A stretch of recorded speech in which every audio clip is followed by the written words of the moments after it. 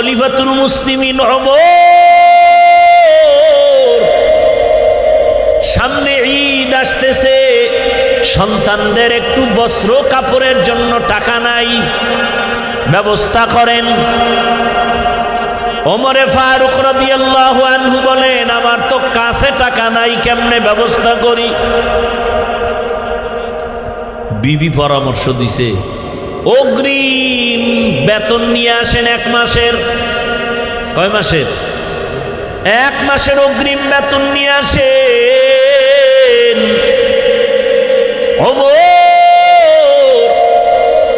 অর্থ মন্ত্রণালয়ের দায়িত্বে যে আছেন তাকে চিঠি লেখলেন, আমাকে আগামী মাসের অগ্রিম 1 মাসের বেতন দিয়া দাও। চিঠিটা যখন বাহক নিয়া অর্থ মন্ত্রণালয়ের দায়িত্ব জিম্মাদারের কাছে দিল,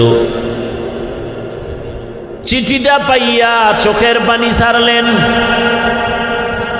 সাইরা টাকা দিবে দূরের কথা, তিনি আর একটা চিঠি লেখলেন। চিঠি লেখা বলে, খলিফাতুল মুসলিমিনের কাছে চিঠি দিয়ে আসো। ওমরে ফারুক রাদিয়াল্লাহু তাআলা আনহুর কাছে যখন আবার উল্টা চিঠি আসলো, তাকায়া ওমর চোখের পানি ছেড়ে কান্না করেন।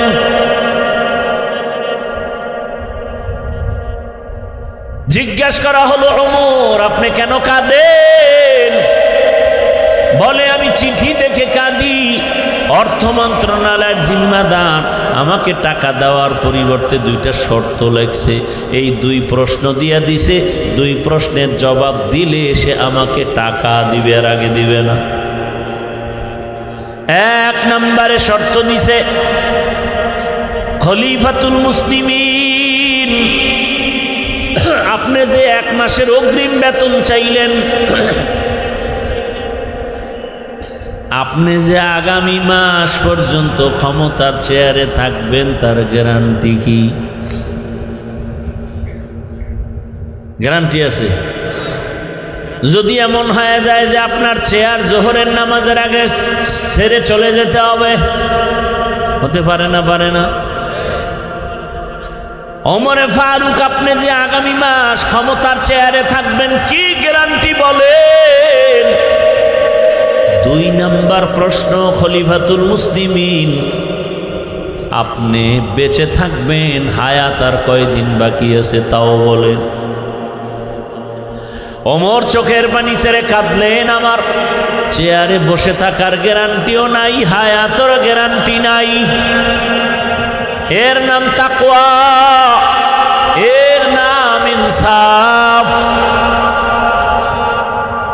আর এখন তো গরিব বড় লোকের আছে, আরো চায়, গরিবের নাই, তাও মেরে খায়।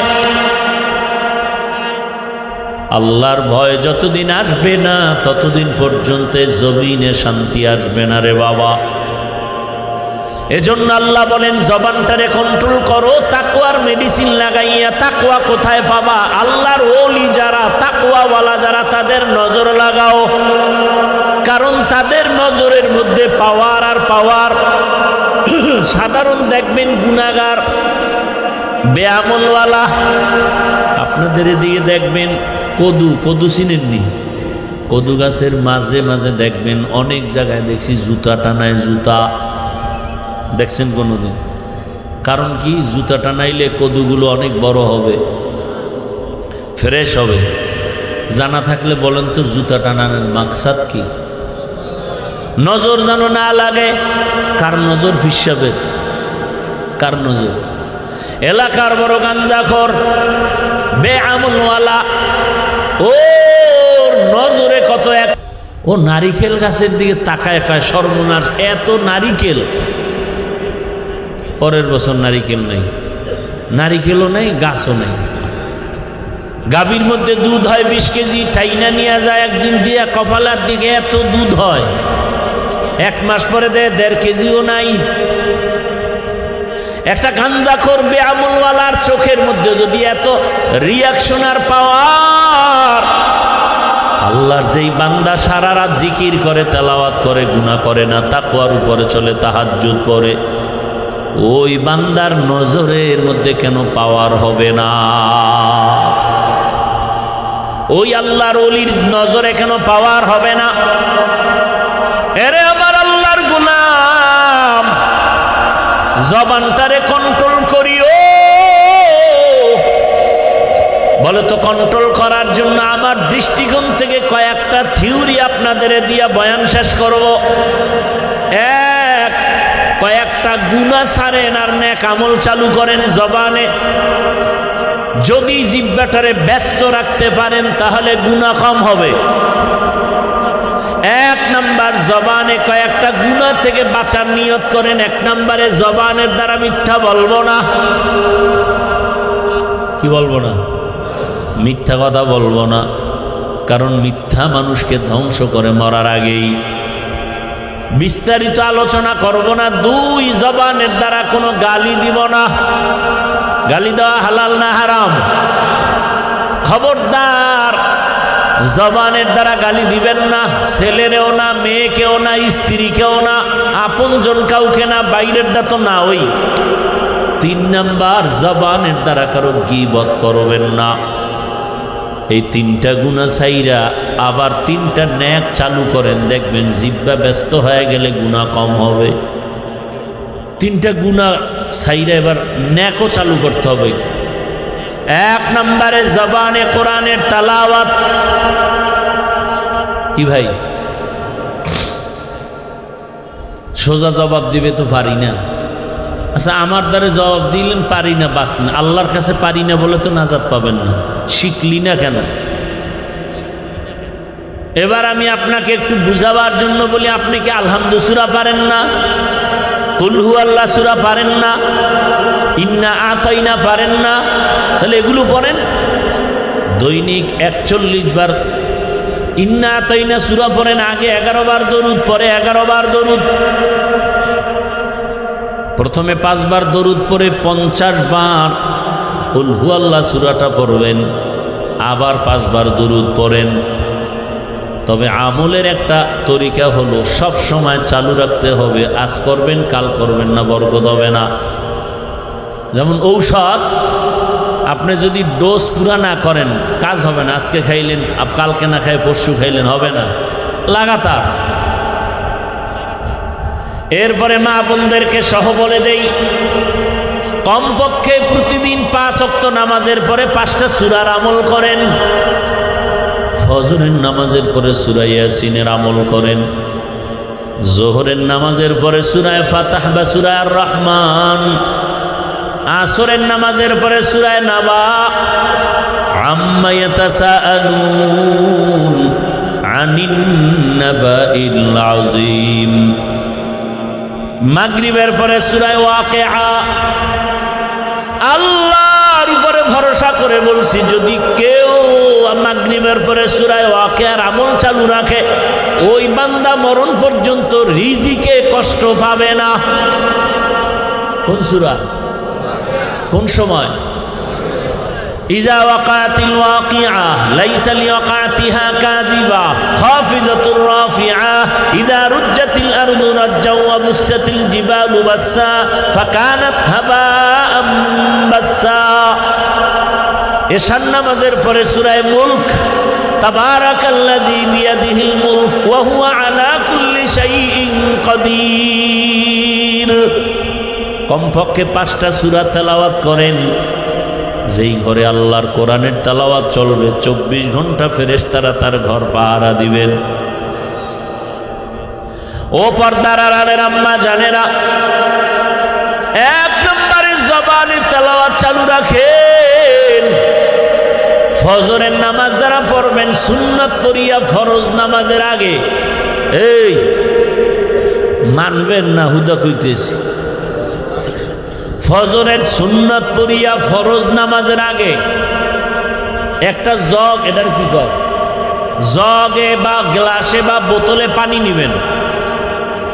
11 বার দরুদ শরীফ পড়বেন। এরপরে ধরে ধরে গুনে গুনে 41 বার বিসমিল্লাহ সহ আলহামদু সূরা পড়ে আবার 11 বার দরুদ শরীফ পড়ে পানির মধ্যে ফু দিবেন। আর বাসায় সবাই ওই পানি পান করবেন। পৃথিবীতে সূরা ফাতিহার মতো ঔষধ আর জমিনে নাই। ফজরের সুন্নাত আর ফরজের মাঝখানে 11 বার দরুদ শরীফ, 41 বার আলহামদু সূরা, আবার 11 বার দরুদ শরীফ পরে পানির মধ্যে ফু দিয়া সারাদিন ওই পানি ঘরের সবাই পান করেন ইয়াকিনের সাথে। ফলাফল আসে না কেন? ইয়াকিন নাই এই জন্য।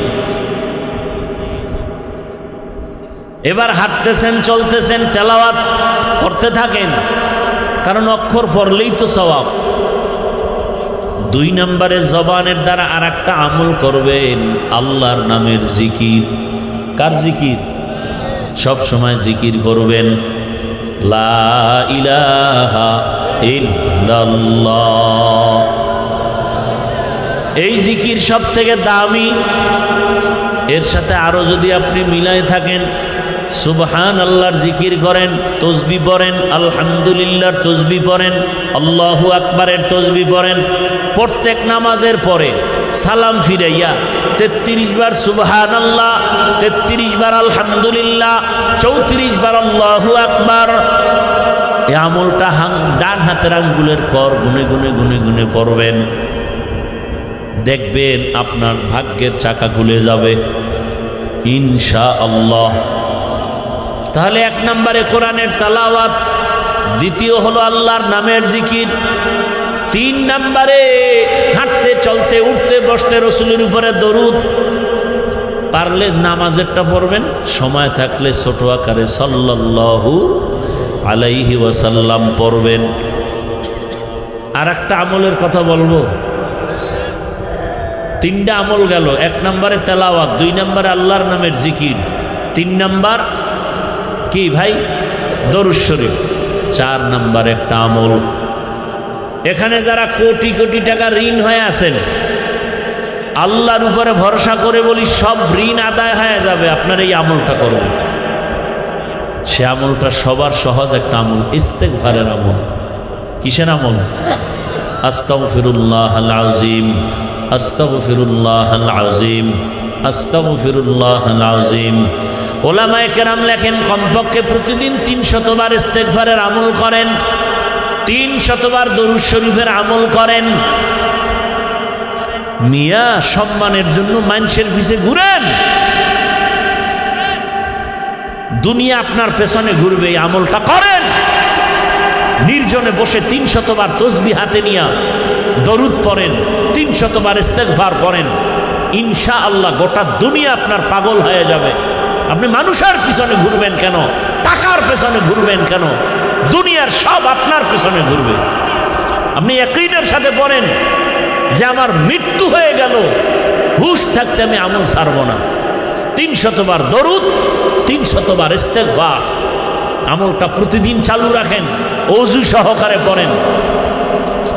দেখেন আপনার সম্মানের দরজা কি পরিমাণ বাড়ে। আপনি করবেন না, সেই ইয়াকিন নাই তো হবে কিভাবে? জবান হেফাজতের জন্য 3টা গুনাহ ছাড়ার কথা বললাম। 1, মিথ্যা বলা যাবে না, 2, গালি দেওয়া যাবে না, 3, গীবত করা যাবে না। উল্টা 3-4টা আমল চালু রাখবেন, গুনাহ কম হবে। 1 নম্বরে আল্লাহর কোরআনের তেলাওয়াত, 2 আল্লাহর নামের জিকির, 3 নম্বরে 300 বার দরুদের আমল, 4 নম্বর 300 বার ইস্তেগফারের আমল। ও আমার যুবক, সম্মান দেওয়ার মালিক আল্লাহ, সে আল্লাহকে আপন বানায় চলো। কোনো সার্টিফিকেট লাগবে না, কিচ্ছু লাগবে না। গোবরের ভেতরে পদ্ম ফুল ফুটায় দিবেন কে? আমার আল্লাহ দিবে। যুবক বাবা, তুমি ডাক্তার হলেও সম্মান, ইঞ্জিনিয়ার হলেও সম্মান, প্রফেসর হলেও সম্মান, ওসি হলেও সম্মান, ডিসিএসপি হলেও সম্মান, যদি তুমি আমার আল্লাহর হুকুম মতো নবীর আদর্শ মেনে চলো। কি ডাক্তার হলে সম্মান নাই? ডাক্তার জাকির নায়েকের এত সুনাম কেন? সে হোমিওপ্যাথিক ডাক্তার। কে জানতো তার বাবাকে, কে তার মা, কে তারে পালন করলো, কই তার বাড়ি, কি তার ডিগ্রি? আজকে সারা দুনিয়ার মানুষ তার মোহাব্বতে বিভোর হয়ে আছে। একজন মাত্র ডাক্তার, হোমিওপ্যাথিক ডাক্তার, এত সুনাম। আর আমগো বাংলাদেশের এক ডাক্তার জুতার বাড়ি খেয়ে পালাইছে, মরার পরও লাশটায় জমিনে আসবে নিশ্চয়তা নাই। তাসলিমা আমার হাত পরিচয় দিল না, কান পরিচয় দিনাই আমি মুসলমান। আমার জবান আমাকে পরিচয় দিল আমি একজন সব মখলুকতের মধ্যে একজন মানুষ। আবার এই মানুষের ভেতর থেকে আমাকে পাঠ করে দিল, আলাদা করে দিল আমার জবানের একটা আওয়াজ। মানুষ ঠিক আছে, তবে আমি হিন্দু না, বৌদ্ধ না, খ্রিস্টান না, ইহুদি না, আমি একজন কালেমাওয়ালা মুসলমান। এটা পরিচয় দিল আমার হাতে না জবানে? জবান। আবার মুমিন মুসলমানের ভেতরে আমার জবান আরো আলাদা করলো যে আমি মুসলমান ঠিক, এখানে সব আমরা মুসলমান। আপনার আল্লাহ আমার আল্লাহ দুই না এক? আপনার আমার নবী, আপনার কোরআন আমার কোরআন, আপনাদের কাবা আমার কাবা, আপনাদের কালেমা আমার কালেমা, আপনাদের ধর্ম আমার ধর্ম। দুনিয়াতে আমরা জন্মগ্রহণের সিস্টেমও, বিদায় বেলা কাফনের সংখ্যা, আমাকেও 3 কাফন, আপনাকেও 3 কাফন, মহিলাদের হবে আরো 2টা বেশি। কত হবে? কালার হবে আলাদা। কি কালার হবে? সবার জন্য না? আমাদের হুজুরদের কালার আলাদা? কে ধনী, কে গরিব, কে আলেম, কে মূর্খ, কোনো ভেদাভেদ নাই। কে শিক্ষক, কে ছাত্র, কে ইমাম, কে মুক্তাদি, কে টাকাওয়ালা, কে গরিব, কে রাজা, কে প্রজা, কে বক্তা, কে শ্রোতা, কোনো ভেদাভেদ নাই। কাফনের মধ্যে ঢুকার পরে সব বাহাদুরি বন্ধ হয়ে যাবে। কাফনের উপরে লেখা থাকবে বড় হুজুরের লাশ, এমপি সাহেবের লাশ, টাকাওয়ালার লাশ। কে ধনী কে গরিব কাফনে লেখা নাই। কাফন পরার পরে সব বাহাদুর বন্ধ হয়ে যাবে। আমি এত সম্মানের মানুষ, একটা কাফন আমাকে কেউ বাড়াইয়াও দিবে না।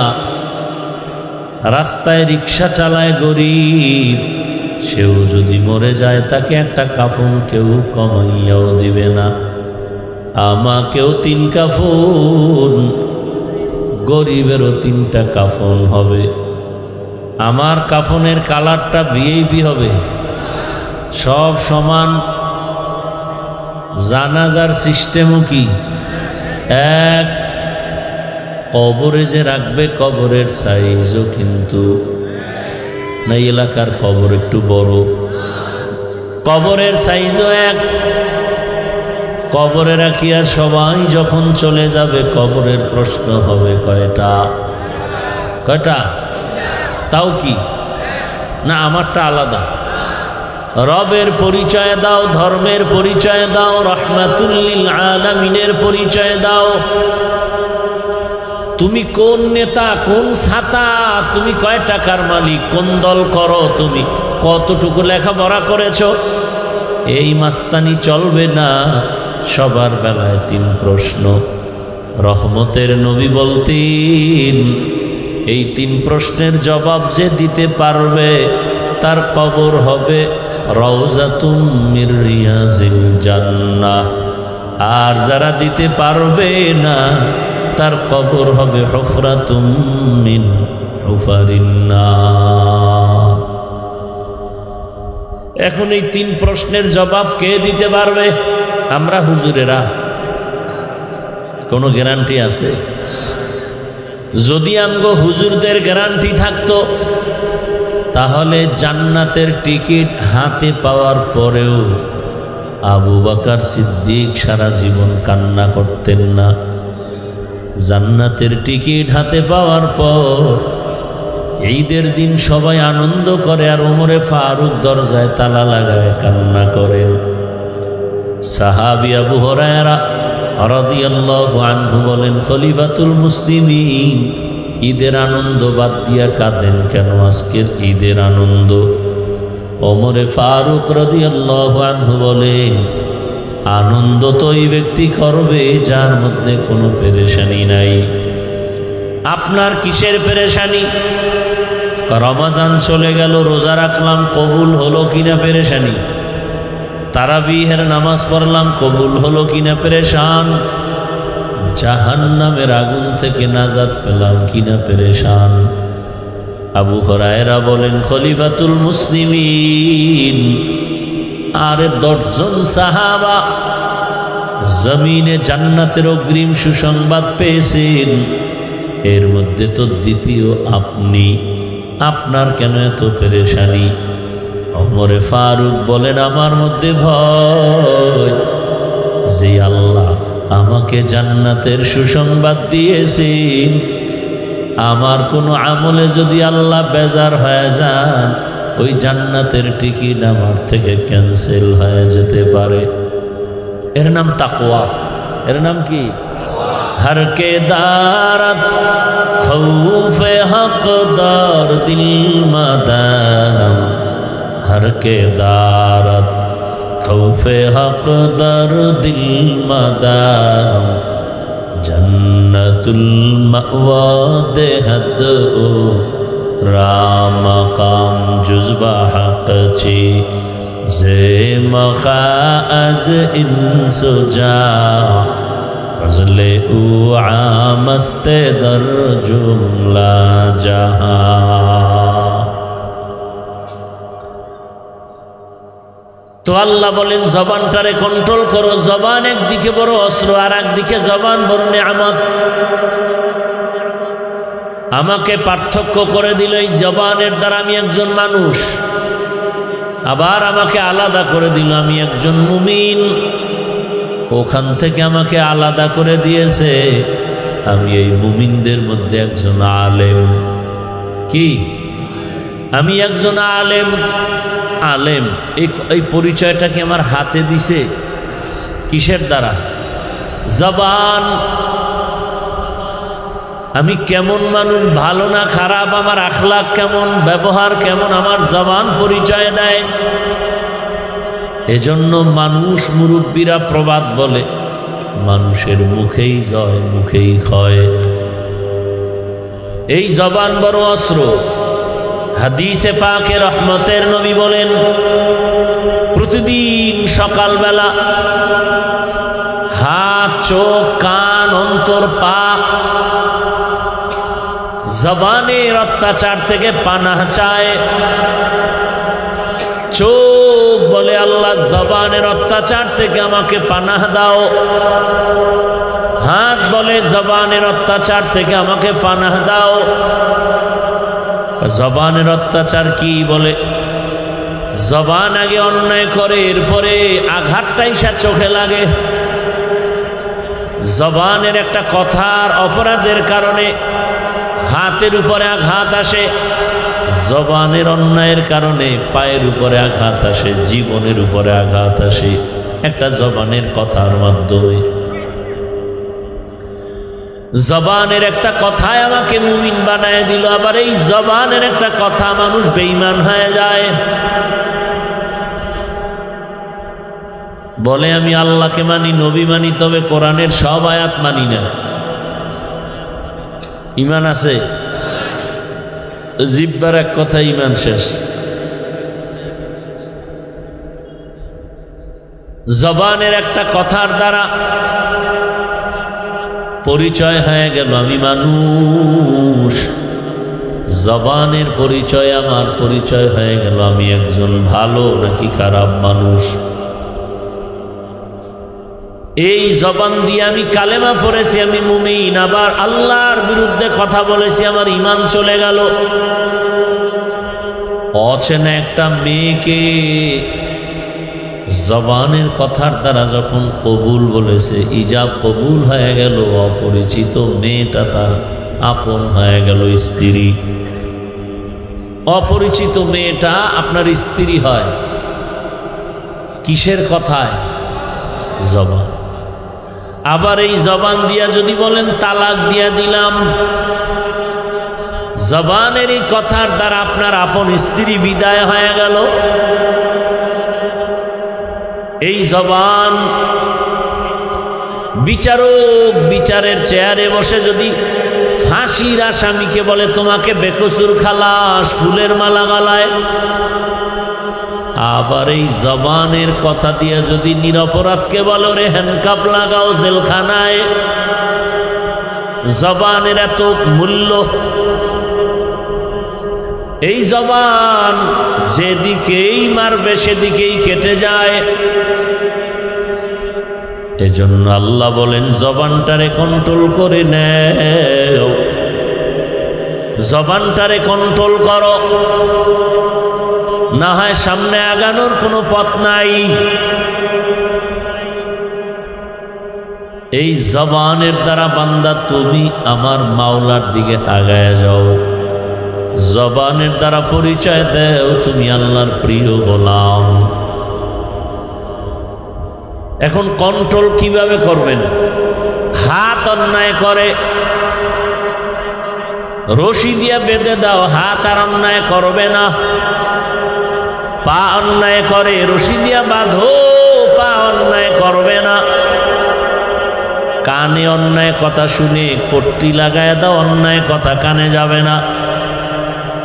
চোখ অন্যায় জিনিস দেখে চোখের মধ্যে পর্দা লাগাও, নেকাপ লাগাও, অন্যায় দেখবে না। জবানের আটকাইবেন কেমন? এটারে রশি দিয়া বাঁধাও যায় না, নেকাপ লাগানো যায় না, কষ্টে লাগানো যাবে না। জবানটাকে কন্ট্রোল কিভাবে করবেন? একদিকে এটা কত বড় নেয়ামত। কত মানুষ দুনিয়াতে আছে খানাও খায় কিন্তু জবানে আওয়াজ নাই, কথা বন্ধ আছে না? এদেরকে আমরা কি বলি? বোবা। এই যুবক, তুমি যে জিহ্বা নাড়ায় মাকে গালি দাও, বাবাকে গালি দাও, শিক্ষকের গালি দাও, আলেমরে গালি দাও, আল্লাহ যদি তোমারে বোবা বানাইতেন বলো তুমি কেমনে গালি দিতা? আবার অনেকের কথা চলতেছিল, হঠাৎ রোগে পড়িয়া জবান বন্ধ হয়ে গেছে, এমন হয় না? আল্লাহর বড় নেয়ামতে জবান। দুনিয়াতে আসার পর আজ পর্যন্ত এই জিহ্বা নামের মেশিনটা নাড়ায় নাড়ায় কত কোটি কোটি কথা সাপ্লাই দিলাম। এই কথাগুলো কোন মেশিনে তৈরি হয়? ওই মেশিনটা কোথায়? ওই মেশিনের তেল পেট্রোল অকটেন কে দেন? বিদ্যুতের বাতি জ্বলে বিল দেওয়া লাগে। মাইকে কথা বলি, মাউথ আমার কথা টেনে মেশিন থেকে ইউনিট দিয়া হরেনের মাধ্যমে দূরে সরায় দিল। এই মেশিনটাও দীর্ঘ আনলিমিটেড চলবে না, একটা টাইম আছে। যদি লাগাতার চালাইতেই থাকে হঠাৎ করে মেশিন গরম হয়ে আগুন লেগে যাবে। কিন্তু জিহ্বা নামের মেশিন 30, 40, 50, 70 বছর পর্যন্ত জিহ্বা নাড়ায় কথা বলি, একটা সেকেন্ডের জন্য কখনো জিহ্বা বন্ধ হয়ে যায় নাই। কথা বলতে বলতে ঠোঁট ব্যথা করে, গাল ব্যথা করে, কপাল ব্যথা করে, মাথা ব্যথা করে, জিহ্বা কখনো ব্যথা করে না। কত বড় নেয়ামত! আল্লাহ বলেন এই জবানটারে কন্ট্রোল কর। জবানের একটা কথার দ্বারা মায়ের কলিজা ঠান্ডা, আবার এক কথায় মায়ের চোখের পানি বের হয়ে যায়। এই জবানের একটা কথা মানুষ জিরো থেকে হিরো হয়, আবার একটা কথার দ্বারা হিরো থেকে জিরো হয়ে যায়। জবানটাকে কেমনে কন্ট্রোল করবা? হাত কন্ট্রোলে আনা যাবে, পা যাবে, চোখ কন্ট্রোল করা যাবে, জবানটারে কেমনে করি? আল্লাহ নিজে বলেন আমার কাছে একটা মেডিসিন আছে, ওই মেডিসিনটা যদি ব্যবহার করো জবানটা কন্ট্রোল করা সম্ভব। অন্য দুনিয়ার কোনো চালাকি করিয়াও জবান কন্ট্রোল করা যাবে না। আমার দেওয়া কুদরতের ওই মেডিসিনের নাম হলো তাকওয়া। মেডিসিনের নাম কি? हर के दारत खौफे हक दर আরদিল মাদাও জান্নাতুল মাওয়া দেহাদ রাম কাম জুজবা হক ছি যে মখাজ ইনসো যা ফজলে উআ মস্তে দরজুম লা জাহা। আপনাদের খারাপ লাগতেছে?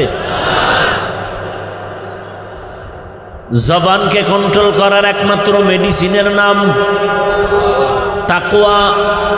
তাকওয়ার শব্দের অর্থ হলো ভয়। ভয়ের আরবি হলো খৌফ, ভয়ের আরবি হলো খশিয়া।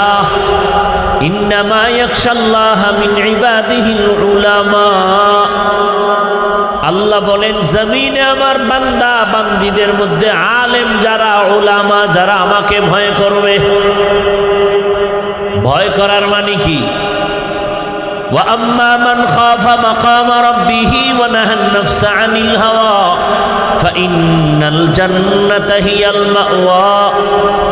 খাউফুন মানিও ভয়, খাশিয়াতুন মানিও ভয়, তাকওয়া মানিও ভয়।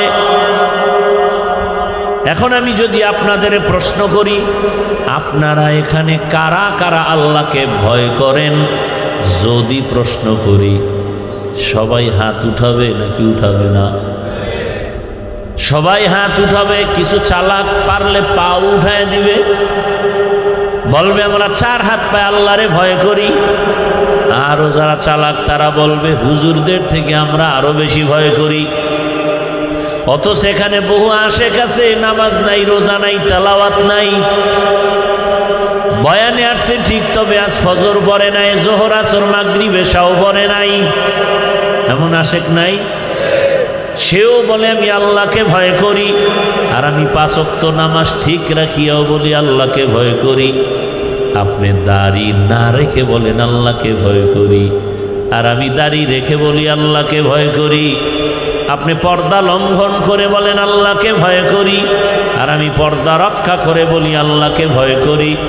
আপনি হালাল না খেয়ে বলেন, হারাম খেয়ে বলেন আল্লাহকে ভয় করি, আর আমি হারাম থেকে দূরে থেকে হালাল খেয়ে বলি আল্লাহকে ভয় করি। বলেন 2 ভয় কি সমান? মূলত আপনি ভয়ই করেন না। বলে তাহলে ভয় যে করি তার প্রমাণটা কি? উদাহরণত বলি, প্রত্যেক সন্তান তার মা বাবাকে ভয় করে। প্রমাণ কি?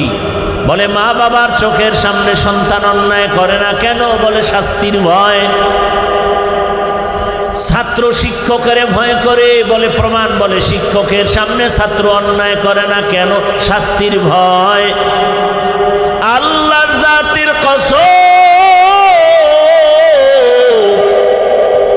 এই জমিনে যদি কোনো বান্দা আমার আল্লাহকে আসলেই ভয় করে, তাহলে গলায় ছুরি লাগাবে, দাড়ির মধ্যে অস্ত্র লাগাবে না। তুকু যাও সুন্নতে আহমদ কুজা বা মোহাম্মদ কৈবুয়াদ নিসবতরা মান আহাব্বা সুন্নতি কৌলে রসুল মজদায়ে কানা মাই হাম কুন কবুল। ভাইরা আমার, জবান কন্ট্রোল করার জন্য যে মেডিসিন, তার নাম তাকওয়া। তাকওয়ার মূল কথা বেশি বেশি নামাজ পড়ো কয় না, বেশি বেশি জিকির করো এর নাম তাকওয়া বলে না, বেশি বেশি তেলাওয়াত করার নাম তাকওয়া না। তাকওয়ার মূল কথা হলো আল ইহতিরাজ আনিল মাসিয়া, আল্লাহকে ভয় করে চলার নাম তাকওয়া। আল্লাহকে ভয় করার মূল বিষয় হলো গুনাহ থেকে নিজেকে বাঁচায় রাখো। তাহলে বেশি বেশি নেক আমল করার নাম তাকওয়া না, গুনাহ থেকে বেঁচে থাকার নাম তাকওয়া। বেশি বেশি নামাজ পড়ার নাম তাকওয়া।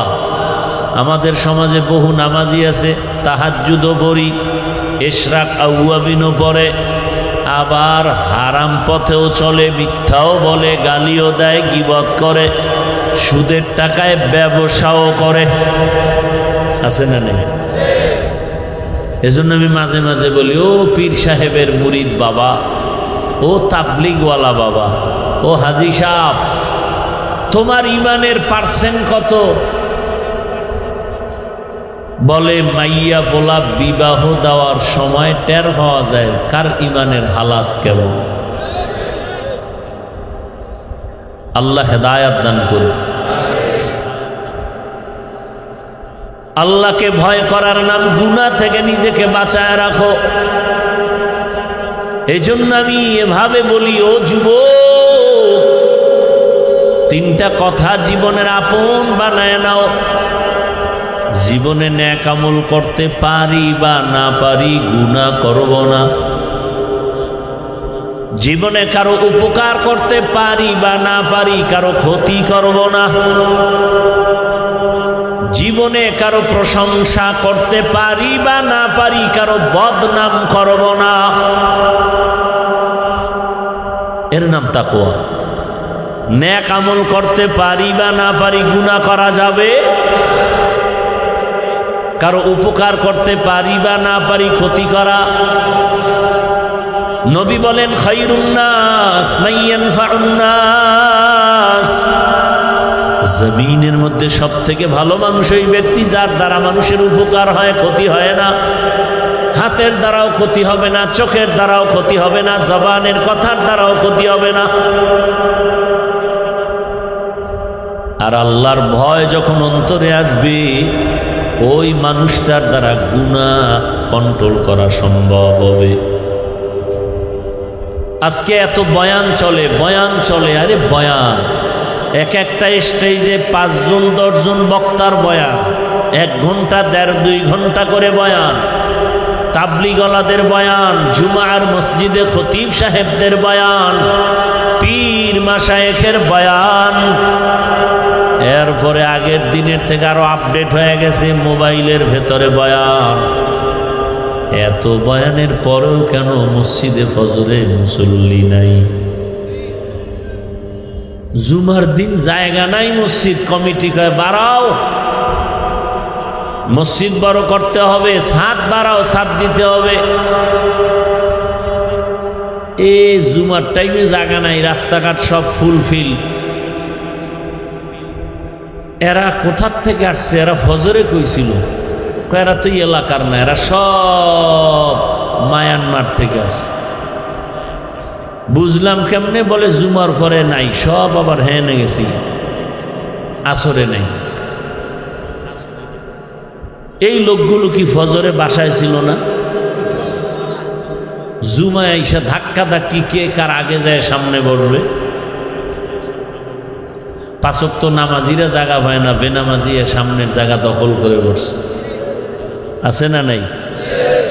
আর কিছু ভিআইপি সুদখোর ঘুষখোর আছে, এজন্য রেজিস্ট্রি করা থাকে জায়গা, যে এরা যত লাস্টে আসবে এজন্য ইমামের বরাবর থাকবে জায়গা।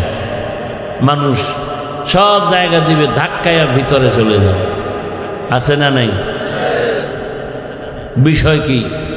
বলে আমরা তো মসজিদের বড় দায়িত্বশীল, মসজিদে কথা বলা নিষেধ, দুনিয়াবি। কমিটির লোকেরা কথা বলে, চিন্তা করে আমগো বাধা দেওয়ার ক্ষমতাতে জমিনে কোনো মায়ের সন্তানের নেই। ইমাম সাহেবের বয়ান শুনে কত মানুষ নামাজি হয়ে গেছে। কমিটির লোক নামাজ ঠিক মতো পড়ে না কেন? এরা তো আর ইমামের বয়ান ঠিক মতো শুনে না। শুনে ইমাম বয়ান করে, এরা কানে মুখে কথা বলে, গল্প করে, আসেও তো শেষে, বয়ানও শুনতে আসে না। আসে এমন টাইমে যে খুতবা দিবে ভাব। আচ্ছা, বয়ান শুনতে আসে না কেন? কয় এই আমগো খতিব সাহেবের বয়ান আগুন, কঠিন বয়ান করে, এগুলো কলিজা গরম হয়ে যায় বয়ান শুনে, সহ্য করা যায় না। আমাদের তাকওয়া অন্তরে এতটা দুর্বল, তো এত বয়ানের পরেও আমাদের আমলের খাতা শূন্য কেন? কিয়ামত পর্যন্ত বয়ান চলবে, উম্মতের পরিবর্তন হবে না যতক্ষণ পর্যন্ত আল্লাহর ভয় অন্তরে আসবে না। আর আল্লাহর ভয় অন্তরে ততক্ষণ আসবে না যতক্ষণ পর্যন্ত মুমিন একজন আল্লাহ ওয়ালার নেক নজর নিবে না। قال رسول الله صلى الله عليه وآله وسلم لكل شيء معدن ومعدن التقوى قلوب عارفين। ভালো ভালো জিনিস রাখার গোডাউন আছে, তাকওয়ার গোডাউন হলো আল্লাহর প্রিয় বান্দাদের কলব। আহলুল্লাহ যারা, তাদের কলবের ভেতরে তাকওয়া, তাদের নজর লাগাও, তাদের নজরের মধ্যে পাওয়ার আছে, পাওয়ার। قال رسول الله صلى الله عليه وآله وسلم اتقوا فراسة المؤمن فإنه ينظر بنور الله। মুমিনের পাওয়ার আল্লাহ দান করেন, এই বিষয়ে তোমরা সতর্ক ভয়, কারণ তোমরা যা দেখো না, আল্লাহর বিশেষ বান্দা বিশেষ ক্ষমতায় অনেক কিছু দেখেন যা সাধারণ মানুষ দেখে না। মসজিদে নববীর মধ্যে খুতবা দিতেছেন, বাঘের হুঙ্কারে হযরত ওমর হঠাৎ খুতবার মাঝখানে একটা অপ্রাসঙ্গিক আওয়াজ দিলেন, ইয়া সারিয়াতাল জাবাল, ইয়া সারিয়াতাল জাবাল, ইয়া সারিয়াতাল জাবাল। ওই সারিয়া, পাহাড় পাহাড় পাহাড়। ওমর আওয়াজ দিছেন খুতবার মাঝে, অপ্রাসঙ্গিক আওয়াজ। মদিনায় বসে সারিয়াকে বলছেন, এই সারিয়া, পাহাড়। সারিয়া কই? বলে মদিনা থেকে 2000 কিলোমিটার দূরে ইরানে ইসলামের পক্ষে যুদ্ধ করে।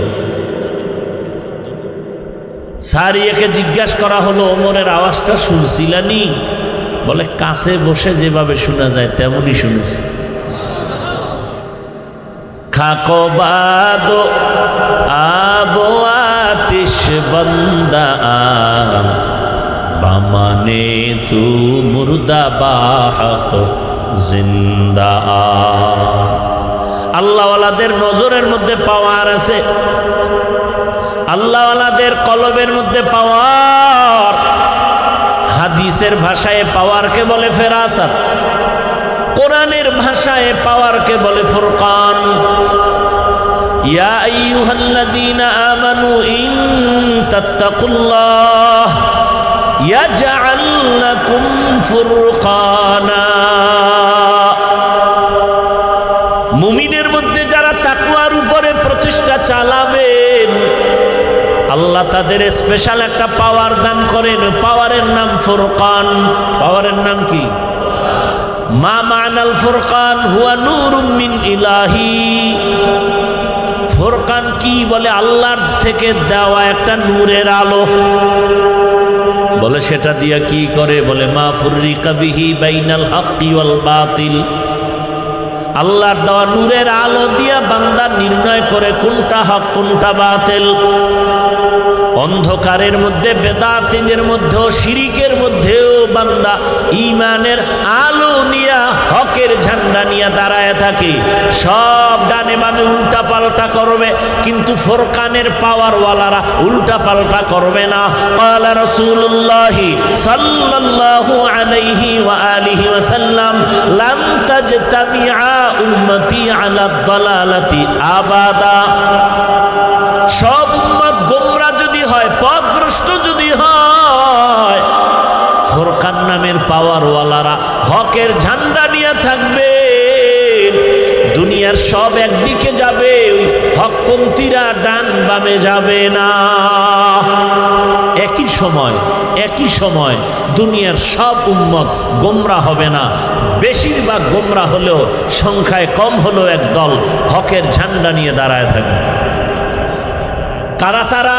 ফুরকান নামের পাওয়ার যাদের আছে। কোরআনের ভাষায় পাওয়ারের নাম ফুরকান, হাদিসের ভাষায় পাওয়ারের নাম ফেরাসাত। উসমান রাদিয়াল্লাহু তাআলা আনহু মসজিদে বয়ান করতেছেন। বয়ানের শেষ দিকে একজন সাহাবী এসে ঢুকছেন, বসছেন, বয়ান শুনতেছেন। উসমান রাদিয়াল্লাহু আনহু নজর দিছেন ঠিক, কিন্তু অন্যদিকে তাকায় বয়ান করতে গিয়ে এক পর্যায়ে বলেন, এই আমাদের এই মজলিসের মধ্যে এমন একজন ব্যক্তি আছে যার চোখের মধ্যে জেনার আসর লাগানো। কিসের আসর? জেনার আসর দেখা যায় চোখের মধ্যে। এখন যে সাহাবী ঢুকছেন সে আসছে বাজার থেকে, তো বাজারে গিয়ে এক বেগানার নজর লাগছে।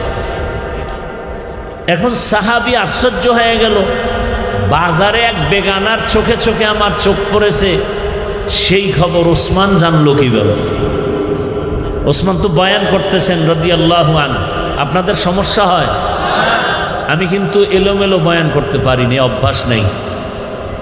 আপনারা যদি শুনতে না চান, আমার কোনো দায়বদ্ধতা নেই যে আপনাকে ধাক্কায় বয়ান শোনাতে হবে, কারণ এটা এমন এক অবস্থা, আল্লাহ যাকে কবুল না করবেন তার কপালে এগুলো ঢুকবে না। এজন্য তো আমি বলি, এ সমস্ত ময়দানে এই যে মাটির মধ্যে বসা, খাওয়ানোর চিন্তা নাই, ঘুমের চিন্তা নাই, হ্যাঁ, আসছে নিজের টাকা দিয়া পায়ে হেঁটে বসার ভিআইপি কোনো ব্যবস্থা নাই, মাটির উপরে বসা, কেউ দাঁড়ানো, এতগুলো মানুষকে নিয়ন্ত্রণ করার জন্য কোনো পুলিশ বলেন না কেন, র্যাব আছে, প্রশাসন আছে। দুনিয়ার কোনো মাস্তান টাকাওয়ালা যদি এতগুলো মানুষ এখানে বসাইতে চাইতো, এক নাম্বার কথায় জান্নাতিকেও আসতো না গাঞ্জাখোর ছাড়া। নাম্বার দুই, এতগুলো মানুষ এখানে জমা করার জন্য ওই টাকাওয়ালার ফ্রি গাড়ি দেওয়া লাগতো। আপনাদের কেউ ফ্রি গাড়ি দিছে? দেয় নাই। নাম্বার তিন, এখানে আসার পরে ভিআইপি বসার ব্যবস্থা করত। আপনাদের বসার ব্যবস্থা ভিআইপি? পৃথিবীতে এর থেকে থার্ড ক্লাসের বিছানা হতে পারে না। চার নাম্বার, এখানে আসার পরে ফাঁকে ফাঁকে নাস্তা দিতে হতো, না হয় চেয়ারের বাড়ি। কি এই সিস্টেম দেখেন নাই? মিটিংয়ে বসছে, একটা সবাই বসছে, নাস্তা চলতেছে, প্যাকেট একটা কম পাইছে, বাইরে বাইরে শুরু হয়ে গেছে, চেয়ার উঠতেছে বাতাসে। আবার ওই দলের কিছু কুলাঙ্গারেরা ভিডিও করে জাতিকে জানাইতেছে যে দেখো আমরা কত বড় বেয়াদব। আছে না নাই? কেমন কুলাঙ্গা! নিজের দলের কিছু উল্টাপাল্টা হলে এটা আবার প্রকাশ করে ভিডিও করে যারা দেখায়, ওগো 24 ঘন্টা ফিডে তো দল থেকে বহিষ্কার করা উচিত। ওরা তো কুলাঙ্গার, দলের কলঙ্ক। কয় ফিডামুখী, আমিও তো এই আকামের মধ্যে একজন। কারে ফিডে? নষ্ট কোথাকার। এরপরে এই মানুষগুলোকে নিয়ন্ত্রণের জন্য কত পুলিশ, কত র্যাব, কত কিছু লাগে। শেষ পর্যন্ত ভয় থাকলে কুত্তা এনে হাজির করে। কারণ মানুষ বেঈমানি করতে পারে, কুকুর বেঈমানি করে না। বডিগার্ড বডির উপরে গুলি মারে, আর কুকুর না খাইয়া সারা রাত মালিকের বাড়ি পাহারা দেয়। কিন্তু দেখেন তো এই মজলিসটা, কোনো প্রশাসন নাই, পাহারাদার নাই, চুপচাপ সবাই বসে আছে। কোনো আওয়াজও এই মুহূর্তে কেউ টেলিফোন করলেও ধরবে না, কেটে দিবে। কথা ঠিক না? যতবার টেলিফোন করবে বারবার কল কেটে দিবে। 3-4 বার দেওয়ার পরে হঠাৎ ধরতেও পারে। আর সেই কলটা যদি বাসার থেকে আসে তো আজকে রাত্রে তার খবর আছে।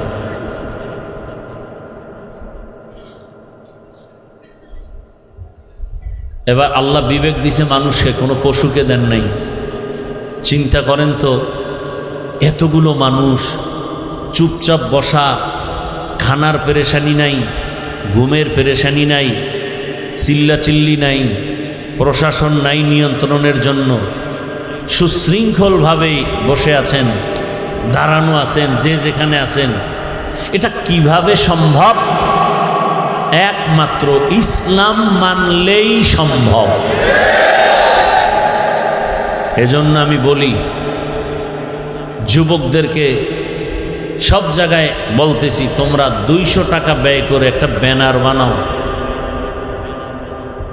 2 ফিট 3 ফিটের ব্যানার বানাইয়া রাস্তার মোড়ে মোড়ে টানাও, আর স্লোগান লেখো, একমাত্র শান্তির ঠিকানার নাম ইসলাম। আল্লাহর জাতের কসম, এ জমিনে যতদিন পর্যন্ত ইসলাম কায়েম হবে না ততদিন পর্যন্ত চাপাবাজদের আওয়াজ শুনবা, কপালে শান্তি দেখা যাবে না। আল্লাহ কোনো সন্দেহ করবা না, সন্দেহ করবা না বিদায় কসম করেছে, আল্লাহর জাতের কসম। ইসলাম ছাড়াই জমিনে কোনোদিন শান্তি আসবে না, শুধু চাপাবাজি চলবে, শান্তি কেউ দিতে পারবে না। শান্তির ঠিকানার নাম কি? ইসলাম। ইসলাম যতদিন পর্যন্ত কায়েম হবে না ততদিন পর্যন্ত জমিনে শান্তি আসবে না। আপনারা স্বাধীন করছেন জুলাইয়ের স্বাধীন, দ্বিতীয়বারের মতো স্বাধীন, ভাবতেছেন খুব সফল স্বাধীন। আপনাদের এই স্বাধীনতা সফল হলে এখনো কেন স্ত্রী স্বামীর সামনে ধর্ষিতা হয়? এখন আর জবানে আওয়াজ নেই? স্বাধীন যদি সফল হয়ে থাকে, বাবার সামনে মেয়েকে ধর্ষণ করা হয় কেন বলো? স্বাধীন যদি সফল হয়ে থাকে, ব্যবসায়ী কেন নিরাপত্তা পায় না? কেন এখনো চান্দাবাজি আর ধান্দাবাজি চলে? কেন পানির মধ্যে লাশ দেখা যায়? কেন এখনো মানুষ নিরাপত্তাহীনতায় ভোগে? কেন আমার বোনেরা নিরাপত্তা পায় না? কেন শ্রমিকরা এখনো বেতনের জন্য রাস্তা আন্দোলন করবে? কেন কাদিয়ানীদেরকে অমুসলিম ঘোষণার জন্য আলেম ওলামা ময়দানে আসতে হবে? যারা সংসদে কাদিয়ানীদেরকে আইন পাশ করে, নেতারে গালি দিলে আইন পাশ হয়, রসুলকে গালি দিলে তার বিরুদ্ধে আইন পাশ হবে না, এই প্রতিশ্রুতি যারা দিতে পারে না এদেরকে সংসদে পাঠানো যাবে না। যারা ওয়াদা দিবে মাথায় কোরআন লইয়া যে আমরা অবশ্যই আল্লাহ যদি আমাদের চেয়ারে বসান, অবশ্যই প্রথম কাজ কাদিয়ানীদেরকে অমুসলিম ঘোষণা করব। তাহলে স্বাধীন কি করলেন? স্বাধীনের পরে ওখানে আন্দোলন চলে, শিক্ষকরা আন্দোলন করে, গানের শিক্ষক দেওয়া হবে, হুজুরের আন্দোলন করার পরে থামছে। এখনো আন্দোলন হবে কেন? বোঝা গেল স্বাধীন সফল হয়নি। এজন্য আর একবার স্বাধীন করতে হবে, প্রস্তুতি নিতে থাকো, এবং সেই স্বাধীন হবে চূড়ান্ত সফলতার স্বাধীন, আর সে স্বাধীন হবে একমাত্র ইসলামের স্বাধীন। অপেক্ষায় থাকো। আজকে কপাল আমাদের খারাপ। সাধারণ মানুষ কি বলে জানেন? গ্রাম এলাকার খেটে খাওয়া মানুষ বলে, হুজুর দুনিয়ায় সব কিছু দেখা শেষ, এবার আপনারা এক হয়ে আসেন, আপনাদের দেখতে চাই। কিন্তু আমাদের কপালে বদনজর লাগছে, হুজুরেরা এক হতে পারবে না। হুজুরেরা এক না হওয়ার উপরে ঐক্যমত হয়েছে যে এক হওয়া যাবে না, আর এর পিছনে বহু টাকা বিলানো হচ্ছে। বেঈমান ইসলামের দুশ্মনেরা চাইতেছে হুজুরেরা যেন এক না হয়। কেন? আজ যদি আমার দেশের শীর্ষ উলামায়ে কেরাম হাতে হাত রেখে ময়দানে একসাথে আসেন, আগামী মাস থেকে দেশ চালাবে উলামায়ে কেরাম। উলামায়ে কেরাম এক ময়দানে আসলে কোনো মায়ের সন্তানের ক্ষমতা হবে না আলেমদের চোখের দিয়ে তাকিয়ে কথা বলবে। এজন্য সব বেঈমান নাস্তিক মুনাফিকেরা এক হয়ে গেছে। আলেমরে একসাথে করা যাবে না, তাতে পিছনে কোটি টাকা ঢালা লাগলে ঢালার ব্যবস্থা করো, হুজুরেরা যেন এক হতে না পারে। আমাদের কপাল খারাপ, আর আপনারাও এখানে বসে তাল দেন। কেউ আমারে ভালোবাসতে গিয়ে আরশে আজিম উঠান, আর আমার বিপক্ষে আপনার মনের উল্টা হলে তারে জাহান্নামের তলদেশে নিয়ে যান ফেসবুকের দ্বারা। আপনিও কি আকাম কম করেননি যে আলেমরা এক না হওয়ার পেছনে আপনারও তো বহু আকাম চলে? আপনার মতোই বেয়াদবি করার দুঃসাহস আপনাকে কে দিছে? আলেমের বিরুদ্ধে লেখা কে দিয়েছে আপনাকে? আর লেখার দ্বারা ক্ষতি আপনার হচ্ছে, আলেমের কি হচ্ছে? আল্লাহ উলামায়ে কেরামদেরকে এক হওয়ার তৌফিক দান করেন। যদি এক না হয় এখনো সুযোগ আছে, যদি না হয় তো কপালে বহু ফিডে আছে, রেডি থাকেন। আল্লাহ হেদায়াত দান করুন।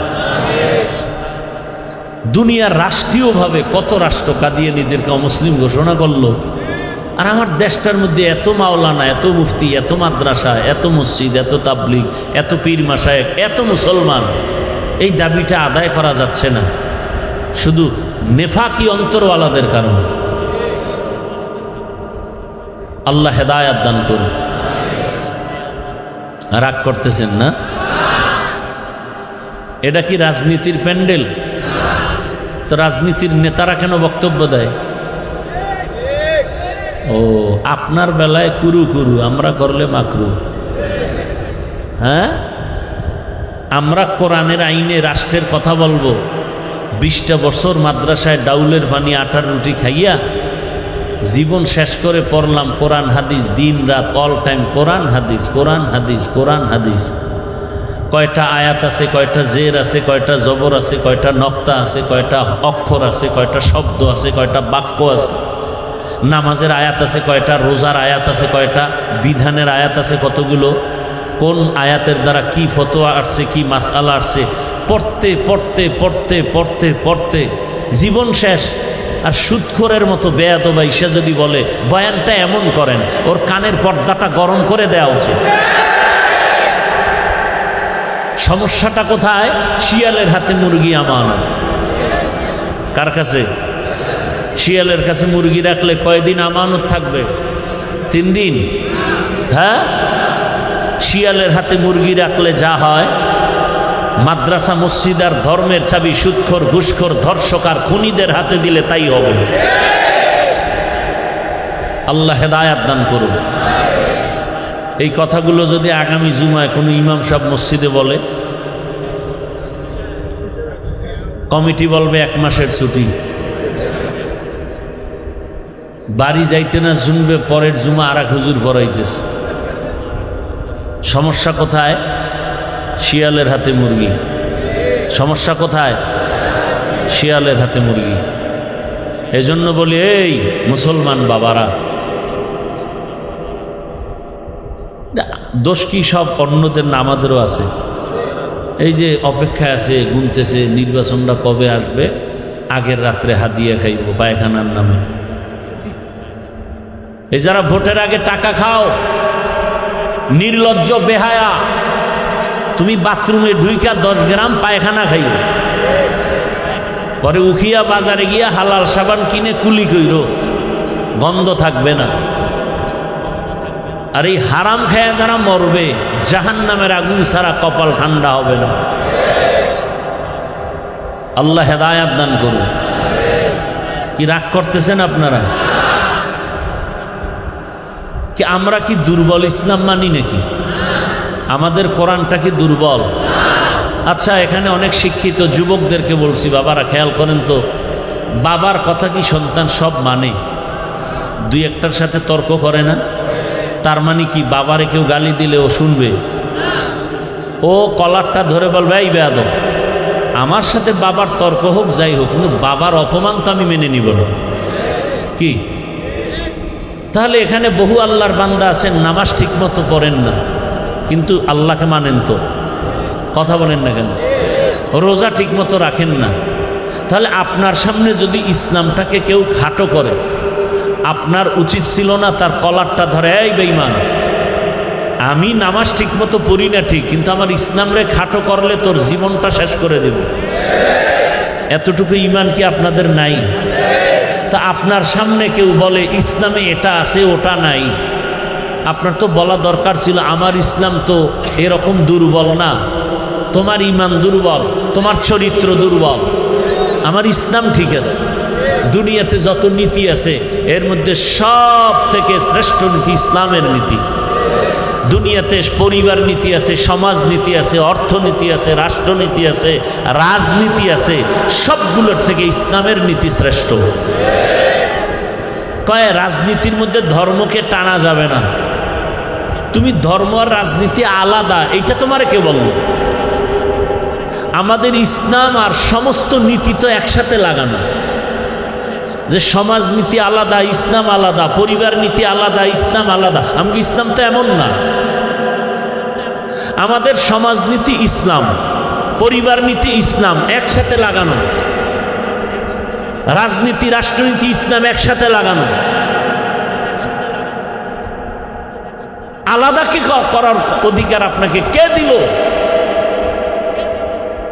হ্যাঁ, আপনি রাজনীতি করেন না, এ নিয়ে আপনার সাথে দ্বন্দ্ব নেই।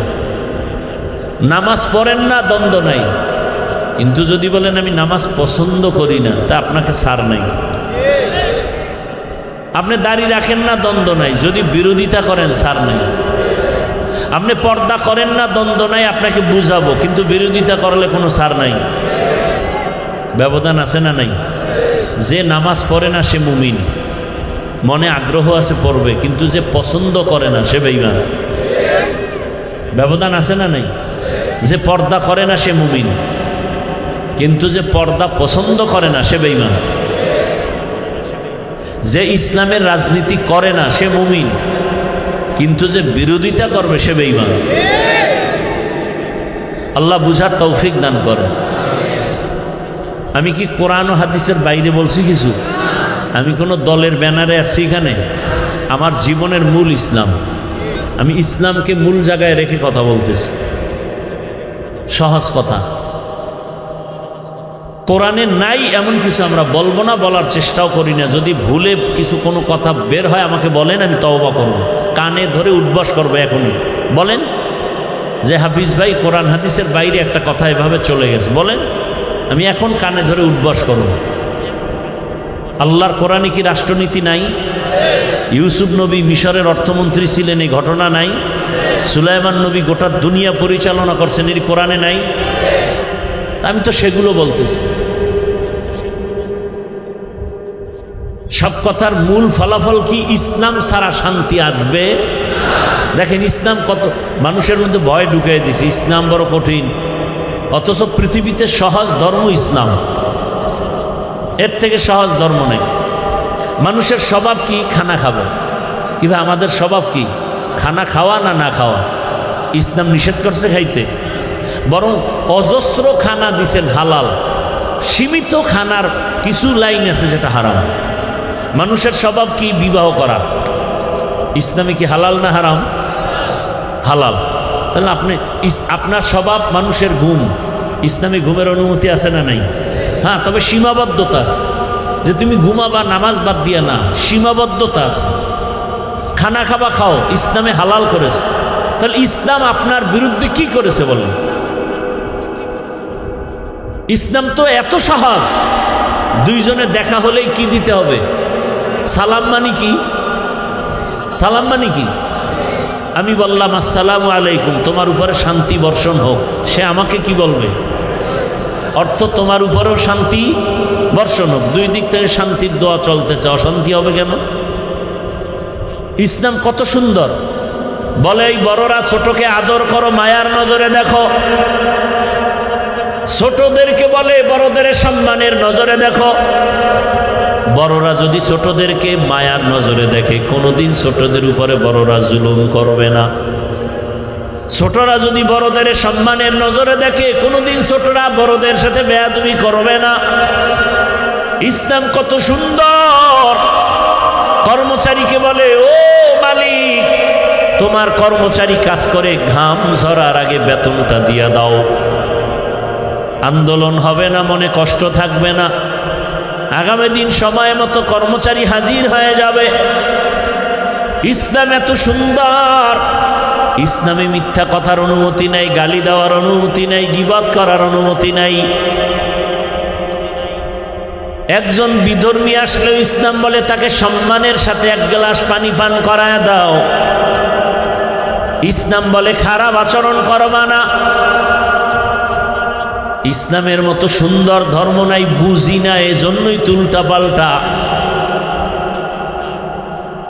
আপনি পানি পান করবেন, গেলাসে পানি নিলেন, পানি পান করবেন, বা একটা বোতল নিলেন, বাম হাতে এক টান দিলেন, আধা লিটার নাই। ইসলাম বলে না, ডান হাতে নাও, 3 বারে পানি পান করো, পিপাসাও নিবারণ হবে, সুন্নত আদায় হবে। আপনারা জুতা পরবেন না যাওয়ার সময়? আমিও জুতা পরব। আপনি তো জুতা পরে দৌড় দিবেন, ডান বাম নাই। ইসলাম বলে না, জুতা পরার সময় একটু খেয়াল করলেই হয়ে যাবে, ডান জুতায় ডান পাও আগে ঢুকাও, বাম পায়ে বাম জুতাটা পরে নাও। দুই পায়ে যখন জুতা ঢুকলো, এরপরে যখন তুমি কদমটা দিবা, ডান কদম আগে দাও। এটা কষ্ট। আপনি বাথরুমে যাবেন, আমিও যাব, ইসলাম বলে বাম পা দিয়া ঢুকো, আর আপনার তো ডান বাম নাই, নিম্ন চাপ শুরু হয়ে গেছে। এমন জোরে দৌড় দিছে, গিয়া ঠাস কইরা কইরা মাথা ভাইটে গেছে। ও ডান ভাও নাই, বাম ভাও নাই, দুনো ভাও দিয়া লাভ দিছে। বাম পা দিয়া বাথরুমে ঢুকেন, খালি মাথায় ঢুকবেন না, খালি পায়ে যাবেন না, সুন্নাত আদায় হয়ে গেল। তাহলে ইসলাম কঠিন কোথায়? খানা খাইতে বসবেন, ইসলাম বলে দোনো হাতের কবজাটা ধুইয়া খাইতে বসো, পরিষ্কার পরিচ্ছন্ন। পবিত্র একটা কাপড় বিছায় নাও নিচে, খানা পড়ে গেলে উঠায় খাবা। ইসলাম বলে তোমার খানার যে জুটা কাটা থাকে তা পানিতে ফেলবা না, কারণ তোমার মুখের জুটাটাও পাক। এটা নিরাপদ জায়গায় ফেলো, জিনেরা খাবে, কুকুর খাবে, বিড়ালে খাবে। তোমার মুখের জুটাও পাক, আর আপনারা কাটা জুটা পানির মধ্যে ফেলে দেন। ওটা না ফেললেই তো একটা সুন্নাত আদায় হয়ে গেল। আল্লাহ হেদায়েত দান করুন। ইসলামটাকে কঠিন কে বলছে? শীতের দিনে মসজিদে নামাজে যাবে না, আরামই লাগে বাহিরের থেকে। গরমের দিনে মসজিদে যাবেন, এসি লাগানো আছে, বাহির থেকে সেখানে শান্তি, ধুলাবালু নাই। 5 বার ওযু বানাবেন, শরীরটা ফ্রেশ, তাজা তাজা লাগবে। আর যারা নামাজ পড়ে না, প্রস্রাব করে পানি লয় না, পাশে দাঁড়ানো যায় না, টানে বিড়ি খায়, গাঞ্জা, এদের চেহারাটাও ভাল্লুক, চুলগুলো উল্লুকের মতো, পোশাকের গন্ধ। কেউ ধৈর্য বলে কয় না মসজিদে যাব না, আমার পোশাক ঠিক নেই। বেহায়ার মতো বলে ফেললো আমার পোশাক ঠিক নেই। তো একজন হুজুরে ধৈর্যই ফেলাইছে, ঠিক না থাকলে এই লিয়ে নামাজ পড়া হবে। কারণ আমার শরীর ঠিক নেই। কয় শরীর যেরম আছে এরমই হইব। পরে দেখা যায় বাঁচার উপায় নেই, আমার মনই ঠিক নেই। আল্লাহ হেদায়েত দান করুন। জবানটাকে কন্ট্রোল করো। জবানকে কন্ট্রোল করার একমাত্র মেডিসিনের নাম তাকওয়া। ওই তাকওয়ার মেডিসিন দিয়ে জবানটাকে কন্ট্রোল করো। তাকওয়ার মূল স্লোগান হলো বেশি বেশি আমল করা না, গুনাহ থেকে বাঁচা, গুনাহ থেকে বাঁচা। এরে আমার যুবক বাবা, ও পর্দার আড়ালের মা, ভালো করে বুঝেন, রাষ্ট্র ক্ষমতায় আছেন হযরত আবু বকর। বলবো না কষ্ট হইতেছে? রাষ্ট্র পরিচালনা করেন কে বলেন? আবু বকর সিদ্দিক রাদিয়াল্লাহু আনহু। একদিন বিবি সাহেবা বলেন, আমার একটু মিষ্টি খাইতে মনে চায়। কি খাইতে? রাষ্ট্র চালায় কে? আবু বকর। স্ত্রী আবদার করছে, এখানে আর কোনো কথা চলে না, থাকলে দাঁড় করে দেবে। কিন্তু তাকওয়ার বয়ান শুনেন, আবু বকর বলতেছেন, বিবি মাফ করে দে, তোমাকে মিষ্টি খাওয়ানোর মতো টাকা আমার কাছে নাই। এ পর্দার আড়ালের আম্মা জানেরা, ও যুবক বাবারা, ও বৃদ্ধ বাবাজি, তাকওয়া কাকে বলে? বিবি চুপ হয়ে গেলেন। কয়েক মাস পর আর একদিন আবু বকরকে বলেন, বিবি ও স্বামী আমার, খলিফাতুল মুসলিমিন, ওইবার আপনি বলছিলেন টাকা নাই, মিষ্টি খাওয়াতে পারবেন না, আজকে আমি টাকা দিলাম, এই টাকা দিয়ে মিষ্টি এনে দেন। আবু বকর কয়, টাকা কই পেয়েছো? বিবি বলে, আপনি যে বেতন আইনা জমা দেন, সংসার চালাইতে গিয়া আমি এই কয় টাকা আমি আলাদা জমা রাখছি। কথা বুঝেননি? দেখেন আবু বকর রাদিয়াল্লাহু আনহুর কথাটা কত ওজনওয়ালা। আবু বকর বলেন, বিবি বুঝা গেল, তাহলে আমার বেতনের মধ্য থেকে এই কয় টাকা কম হলেও সংসার চলে কাহা, তাহলে আগামী মাস থেকে আমি এই টাকা কমাইয়া বেতন নিব। हर के दारत खौफे हकदार दिल मदाम जन्नतुल मअवा दे हद রামাকাম জুজবা হক ছি জে মখাজ ইনসুজা ফজলে উ আমস্তে দর জুমলা जहां जिंदगी में बंदगी तू करना है जिंदगी में बंदगी तू करना है जिंदगी बे बंदगी शर्मिंदा है जिंदगी बे बंदगी शर्मिंदा है यहाँ हम सब मुसाफिर दिल ना लगा अहले दिल की नजर से रूह करता जा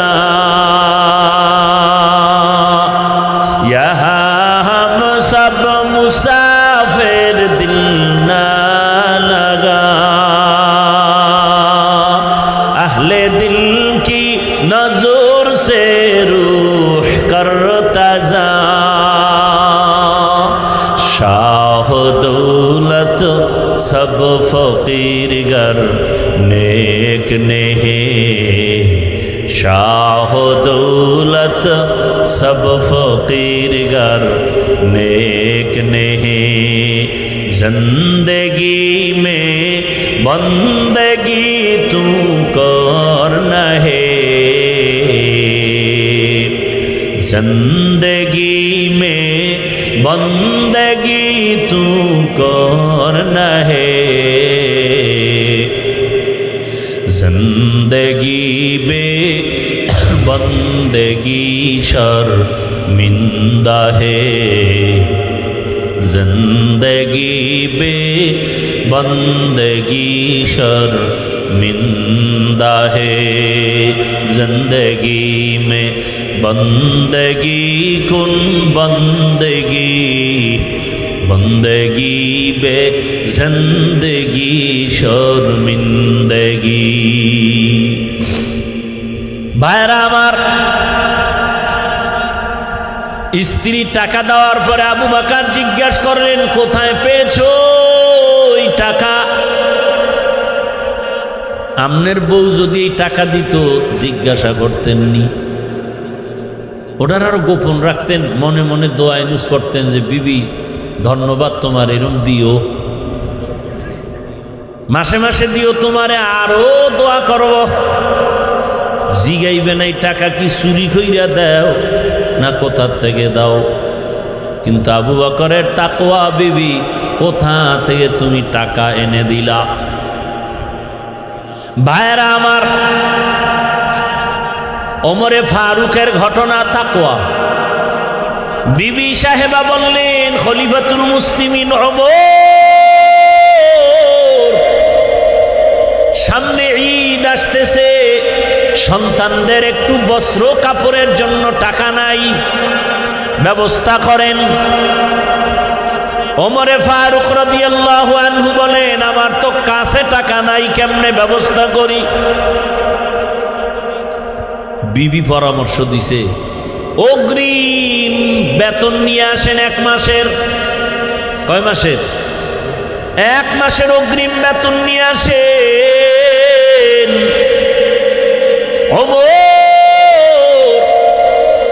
অর্থ মন্ত্রণালয়ের দায়িত্বে যে আছেন তাকে চিঠি লিখলেন আমাকে আগামী মাসের অগ্রিম এক মাসের বেতন দিয়া দাও চিঠিটা যখন বাহক নিয়া অর্থ মন্ত্রণালয়ের দায়িত্ব জিম্মাদারের কাছে দিল চিঠিটা পাইয়া চোখের পানি ছাড়লেন সাইরা টাকা দিবে দূরের কথা তিনি আর একটা চিঠি লিখলেন চিঠি লেখা বলে খলিফাতুল মুসলিমিনের কাছে চিঠি দিয়ে আসো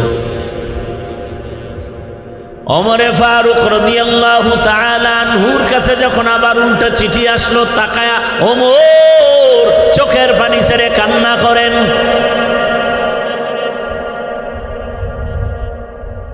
জিজ্ঞাসা করা হলো, ওমর আপনি কেন কাঁদেন? বলে, আমি চিঠি দেখে কাঁদি। অর্থ মন্ত্রণালয়ের জিম্মাদার আমাকে টাকা দেওয়ার পরিবর্তে 2টা শর্ত লাগছে। এই 2 প্রশ্ন দিয়া দিছে, 2 প্রশ্নের জবাব দিলে সে আমাকে টাকা দিবে, আর আগে দিবে না। 1 নম্বরে শর্ত দিছে, খলিফাতুল মুসলিমিন আপনি যে 1 মাসের অগ্রিম বেতন চাইলেন, আপনি যে আগামী মাস পর্যন্ত ক্ষমতার চেয়ারে থাকবেন তার গ্যারান্টি কি? গ্যারান্টি আছে? যদি এমন হয়ে যায় যে আপনার চেয়ার জোহরের নামাজের আগে ছেড়ে চলে যেতে হবে, হতে পারে না? পারে না? ওমরে ফারুক আপনি যে আগামী মাস ক্ষমতার চেয়ারে থাকবেন, কি গ্যারান্টি বলেন?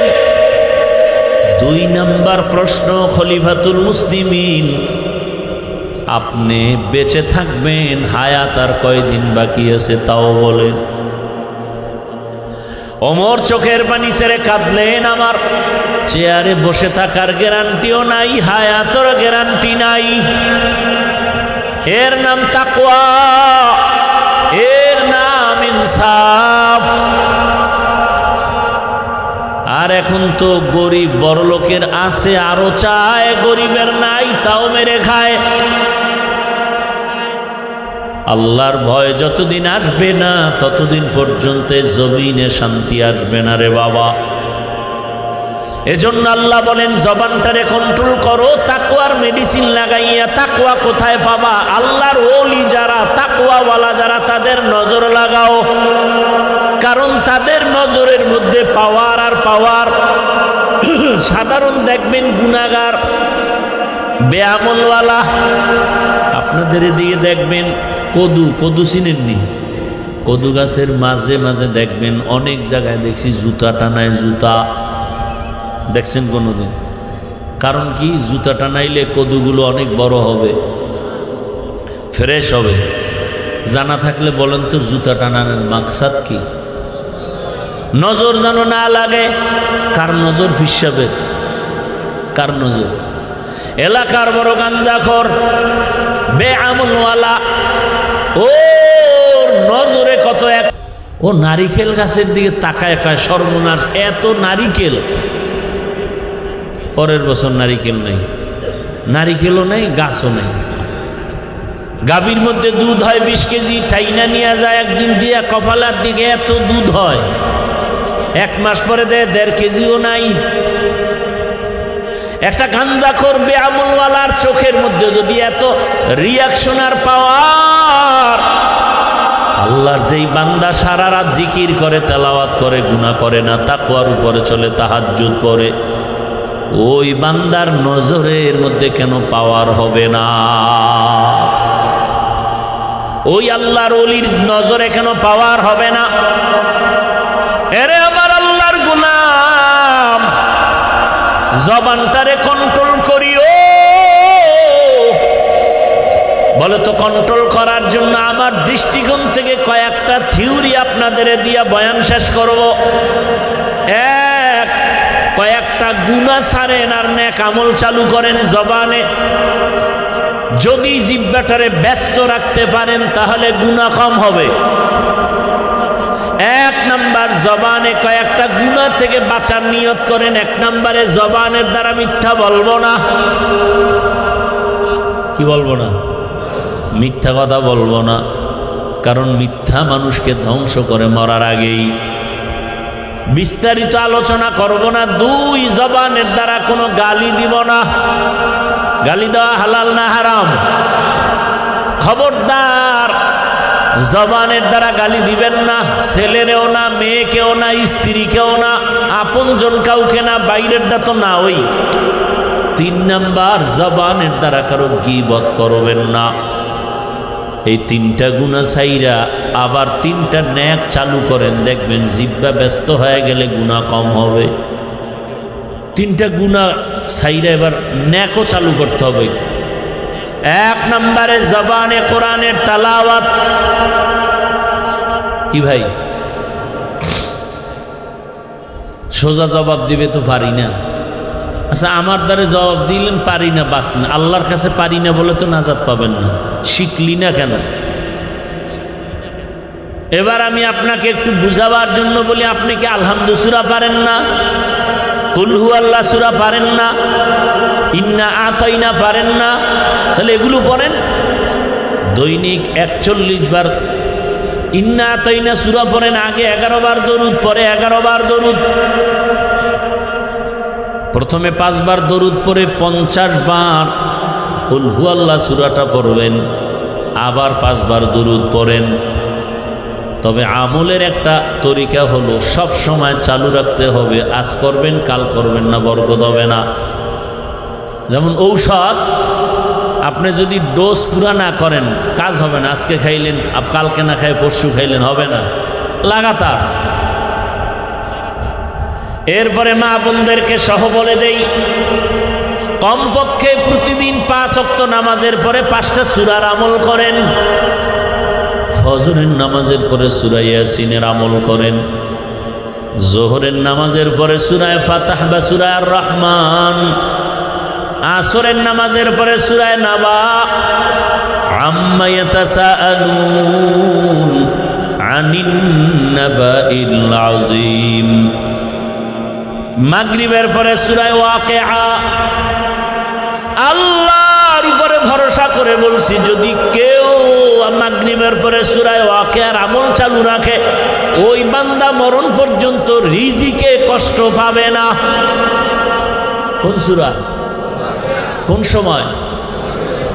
ইযা ওয়াকাতিল ওয়াকিআ লাইসা লিওয়াকাতিহা কাযিবা খাফিজাতুর রাফিআ ইযা রুজ্জাতিল আরদু রাজ্জা ওয়া বুসাতিল জিবালু বাসসা ফাকানাত হাবাআম বাসসা। এশার নামাজের পরে সূরা মুলক। তাবারাকাল্লাযী বিয়াদিহিল মুলক ওয়া হুয়া আলা কুল্লি শাইইন কাদির। কমপক্ষে 5টা সূরা তেলাওয়াত করেন। যেই ঘরে আল্লাহর কোরআনের তেলাওয়াত চলবে 24 ঘন্টা ফেরেশতারা তার ঘর পাহারা দিবেন। ও পর্দার আড়ালের আম্মা জানেরা, 1 নম্বরে জবানে তেলাওয়াত চালু রাখেন। ফজরের নামাজ যারা পড়বেন সুন্নাত পড়িয়া ফরজ নামাজের আগে, এই মানবেন না, হুদা কইতেছি, ফজরের সুন্নাত পড়িয়া ফরজ নামাজের আগে একটা জগ, এটার কি কয়, জগে বা গ্লাসে বা বোতলে পানি নিবেন। 11 বার দরুদ শরীফ পড়বেন। এরপরে ধরে ধরে গুনে গুনে 41 বার বিসমিল্লাহ সহ আলহামদু সূরা পড়ে আবার 11 বার দরুদ শরীফ পড়ে পানির মধ্যে ফু দিবেন। আর বাসায় সবাই ওই পানি পান করবেন। পৃথিবীতে সূরা ফাতিহার মতো ঔষধ আর জমিনে নাই। ফজরের সুন্নাত আর ফরজের মাঝখানে 11 বার দরুদ শরীফ, 41 বার আলহামদু সূরা, আবার 11 বার দরুদ শরীফ পরে পানির মধ্যে ফু দিয়া সারাদিন ওই পানি ঘরের সবাই পান করেন ইয়াকিনের সাথে। ফলাফল আসে না কেন? ইয়াকিন নাই এই জন্য। এবার হাঁটতেছেন, চলতেছেন, তেলাওয়াত করতে থাকেন, কারণ অক্ষর পড়লেই তো সওয়াব। 2 নম্বরে জবানের দ্বারা আর একটা আমল করবেন, আল্লাহর নামের জিকির। কার জিকির?